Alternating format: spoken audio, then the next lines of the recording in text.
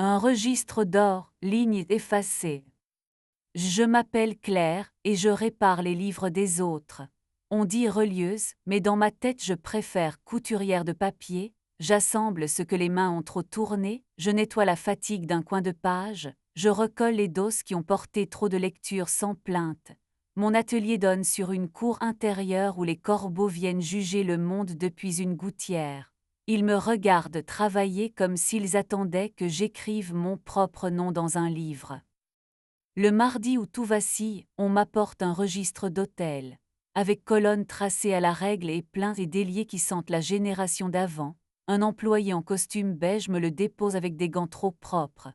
Accident d'eau, dit-il, montrant la tache qui a bu la date. Je passe la main sur la couverture. Sur la première page, le logo l'Altana, boutique hôtel sur le quai. Mon cœur un mauvais réflexe, il reconnaît. L'Altana, c'est le bar où Adèle aime boire des spritz les soirs où elle dit « pas envie de rentrer tout ». Adèle et moi, 6 ans, elle dessine des jardins, nous sommes complices et parfois trop prudentes. Je prends le registre avec la concentration professionnelle qu'on adopte pour masquer l'autre. La tâche a noyé 3 pages au milieu, février note de midi signatures au stylo, on m'a demandé de sécher, aplanir, recoudre. J'installe le papier buvard, je glisse des intercalaires, j'appelle le soleil timide de la fenêtre. Au bout d'une heure, les lignes reviennent fripées mais lisibles. Les noms apparaissent, tournage documentaire, réunion presse, chambre 18-12 H à 16 H. Les écritures ne parlent pas, elles chuchotent. Lu. Je respire et je reprends. Sur la ligne en dessous, une annotation d'une écriture différente. Merci pour la verrière à refaire. N. Une chambre de jour, une verrière, un prénom initial. Je sais d'où vient la lumière soudain et j'ai envie d'arracher les rideaux. On a une règle pour tout ce qui n'est pas encore un désastre, 2 tours de la promenade plantée avant de nommer. Je ferme la boutique. Les corbeaux me suivent d'un œil moqueur. Premier tour, la boulangerie où Adèle me laisse toujours la dernière madeleine pour la route. Deuxième tour, la passerelle où les adolescents se prennent en photo sans regarder l'eau. J'essaie des phrases sur ma langue, elle craque comme un vernis trop sec. Est-ce que j'ai le droit de poser une question dont je connais la moitié de la réponse? Le soir, Adèle sent la pluie et le thym. Elle a déposé une branche de romarin derrière l'oreille, geste appris chez une cliente qui confond balcon et garrigue. Tu as les mains qui tremblent, dit-elle dès l'entrée. Je les cache dans le torchon. Beaucoup de travail, je m'en mêle. On mange debout des nouilles froides. Je raconte un registre dégoulinant. Elle raconte un architecte qui veut planter un pin près d'une bouche de métro. Nos vies sont toujours plus faciles quand elles restent au pluriel. Je craque quand elle pose sa tête sur ma nuque. Elle ferme les yeux 2 secondes de trop. Oui, dit-elle, pour des rendez-vous 2 jours, c'est pratique quand il faut voir un client de passage. Ton nom est dans le registre, dis-je, et une initiale, N. Adèle respire longtemps, on dirait qu'elle compte son pouls. C'est Nora, une urbaniste, on travaille parfois ensemble. Elle aime parler dans la lumière. On a réservé une chambre de jour pour finaliser un plan. Elle évite mes yeux comme on évite un nid de guêpe. Et la note à refaire, elle a de l'humour.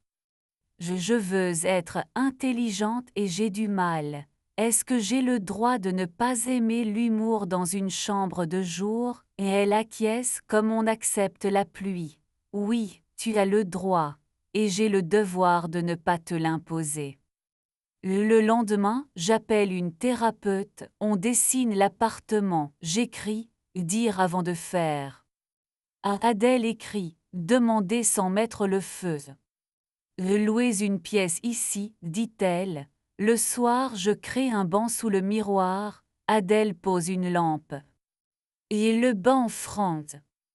On décide une règle simple, 1 heure sans écran après 20 heures, et une phrase déposée sur la carte chaque soir qu'on lit à voix haute avant de se brosser les dents.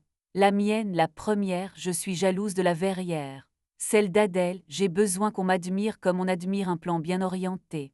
On rit un peu parce que le ridicule protège. On ajoute un exercice, un désir précis à formuler sans parenthèse. Serre le thé et viens t'asseoir contre moi. Raconte-moi ta journée comme si tu n'avais que 3 minutes. À l'atelier, Nora passe polie. Je dis simplement, pas la peine d'en dire plus. Pas ici, elle comprend. Il y a des femmes avec qui la guerre est une option paresseuse. Le soir, je raconte. Adèle écrit à Nora, plus de chambre, café public ou rien, j'apprends à ne pas surveiller. On décide de partir un dimanche dans une petite ville d'estuaire, 2 heures de train, des grues rouillées, de la lumière simple. On loue 2 vélos, on s'arrête devant un atelier de reliure fermé, ironie confortable, on boit un chocolat trop épais. Sur le quai, Adèle me donne son téléphone. Regarde si tu veux. Je le repose dans son sac. Je veux que tu me parles, pas que je parcours. Elle rit nerveuse puis me raconte comment, à 22 ans, elle a failli partir vivre à Lisbonne avec une inconnue rencontrée au festival d'A. De retour à Paris, la semaine nous attend avec ses fourchettes à laver et ses sangliers métaphoriques en réunion municipale. Je répare le dos d'un dictionnaire utilisé par 3 générations de pharmaciens. Adèle propose un jardin de pluie à un collège qui flotte dès qu'il pleut plus d'1 heure. Le banc franc devient un pays. On y colle des post-it. Aujourd'hui j'ai eu envie d'être la première à qui tu annonces une bonne nouvelle. J'ai pensé à toi 27 fois pendant la réunion. J'ai peur que tu arranges mon inquiétude comme on. Un soir, je vois Adèle en terrasse avec Nora. À la maison, elle dit « J'ai mis fin à l'ambiguïté ». Je réponds « Je ne suis pas un public ». Le samedi suivant, l'Altana organise un brunch des voisins, on reçoit l'invitation marketing. Je propose qu'on y aille ensemble, non par masochisme mais pour neutraliser l'endroit. Tenue de chantier, plaisante Adèle, on y va en basket, sans secret. La verrière brille comme si elle n'avait jamais servi à rien de louche. On s'assoit près de la porte. Nora arrive seule, elle nous voit, hésite, puis vient dire bonjour avec un respect exact. On échange des politesses qui n'essaient pas de devenir autre chose. À un moment, Adèle. Je m'endors en pensant que j'ai recousu quelque chose de l'autre côté de mes doigts. Je n'ai pas repris le registre pour chercher d'autres traces, je l'ai fini proprement, je l'ai rendu à l'employé beige avec sa révérence de l'ordinaire. Quel travail, dit-il.